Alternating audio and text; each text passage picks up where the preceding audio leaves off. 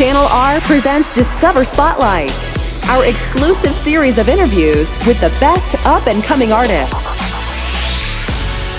Hey, this is Tara and welcome to Channel R Discover Spotlight. Today I'm speaking with American singer-songwriter, producer and film composer Ethan Gold about his new single, Bright and Lonely City.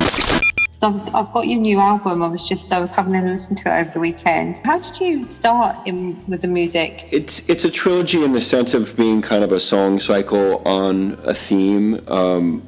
My father is a novelist, so I think whether it's just temperamental, but I tend to think of things in kind of a big picture way a lot, kind of how we are as a civilization, and my own work as well. I tend to think about the song, and I was describing it almost like a fractal thing, where in the lyric is the imprint of the song, and in the music is the imprint of the song, and the album is also kind of a larger form of a similar pattern, and then the trilogy is an even larger form.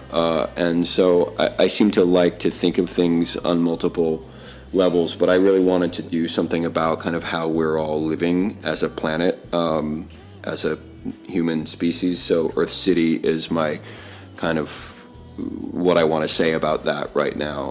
And this first album, The Longing, is kind of the introduction to what I'm doing with it. And the notion of longing is something that I like the word, but I also like the feeling, and it's a feeling that I feel has been somewhat lost in our fast-paced world that we live in, and the kind of all the interconnection that we have with each other digitally and before the pandemic, in terms of just travel and just the way we're all living. That interconnection hasn't necessarily given us each time to kind of find where we are and find ourselves, and so longing, I think, can often lead to some of the best ways of being, and longing is that kind of inner yearning for something where we don't know necessarily what we're missing, but we know there's something that we're going for. And so this record is broadly kind of about that.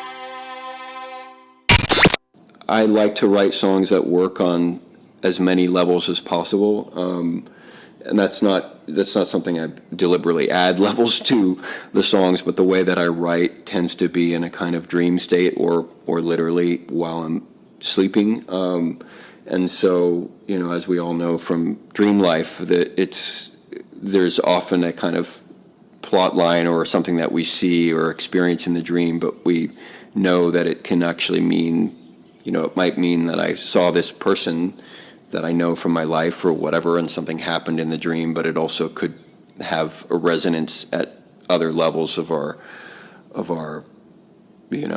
experience, or even just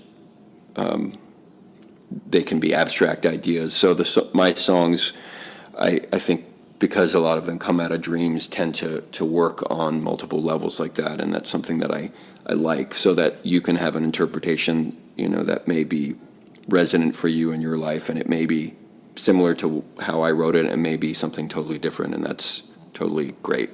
I know for me, a lot of the songs that I write are a kind of healing thing. I was written by somebody on Instagram a few days ago, some kid in South America, I think, anyway, but wrote me a message about how my music is like has been helping him a lot, and that I said to him, well, I experiment. I'm like a doctor who experiments on myself first, So if the song provides a kind of healing for me, I hope it will provide that for others, so that I use that kind of my own kind of internal guidance in that way.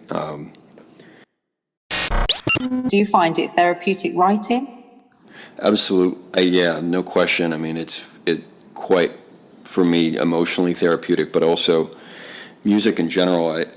I had a head injury a few years back, which kind of took me out of release. Well, I actually ended up doing some soundtrack work, but I wasn't performing for some time. And but music was absolutely not just emotionally healing, like a lot of times I write and it kind of helps me through the night or whatever. My own music, I'm just kind of saying what I need to say to myself to get through the night or whatever. But there's also kind of in a larger way, the music itself can rewire the brain, and I experienced that really directly, like listening to Bach or listening to like Afro-Cuban drumming in the parks of New York, which is where I was when I was recovering.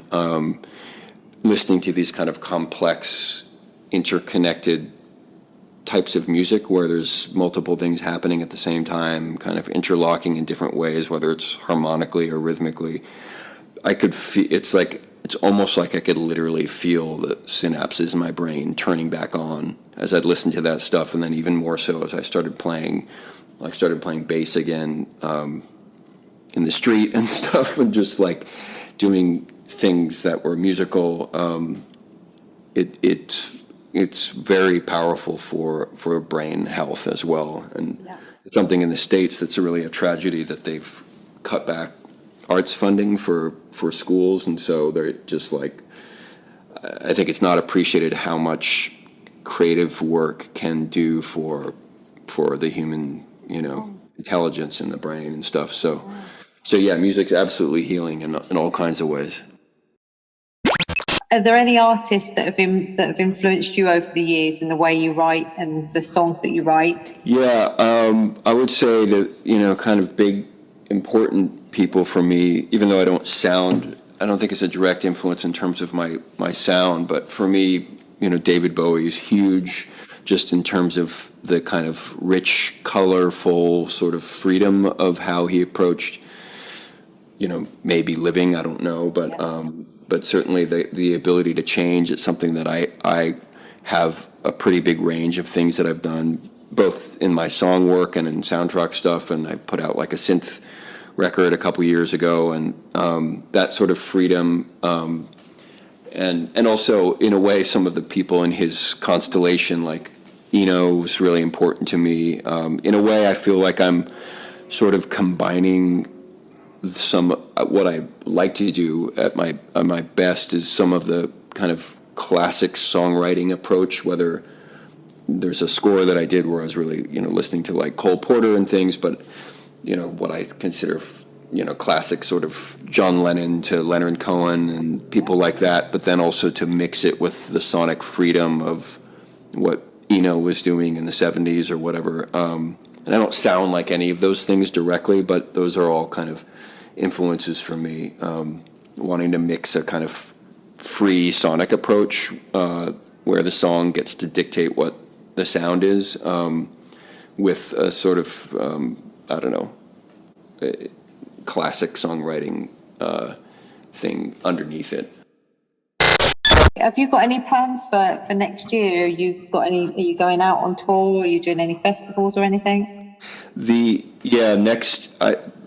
touring in Europe is most likely going to be 2022. It's possible I'll get for some festivals in the fall, but everybody's coming out of the pandemic simultaneously now, obviously. So just actually the kind of booking side of things, it's more likely to be next year, but it's absolutely, that's the plan, is to be over there as soon as possible. And I may get over there in September for some shows, festivals in Europe.